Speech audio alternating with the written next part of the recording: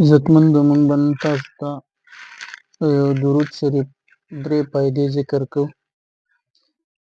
مختصر درود دی او فایدې یې ډېرې غټې دي. اوله فایده دا ده چې د کوم انسان قرضونه ډېر زیات وي، الله جل شانه به د دې انسان قرضونه ختم کړي. دویمه دا که دې انسان باندې قرض نه وي نو الله جل شانه به په ده باندې د دې درود شریف د ویلو په برکت سره قرض نه راوړي. او درېیمه غټه فایده دا ده چې څوک دا درود شریف وایي نو الله جل شانه به دا انسان بغیر حساب کتابه جنت ته داخل کړي. نو درېیمه فایده یې ډېره غټه ده. درود شریف درته ذکر کوم او طریقې کار درته هم وایم چې دا به د ماسپښین د لمونځ نه وروسته 100 کرته وایي.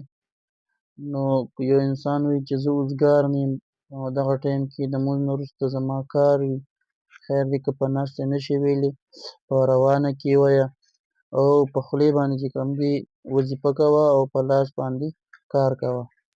درود شریف دا دی: اللهم صل علی محمد وعلى آله وبارك وسلم.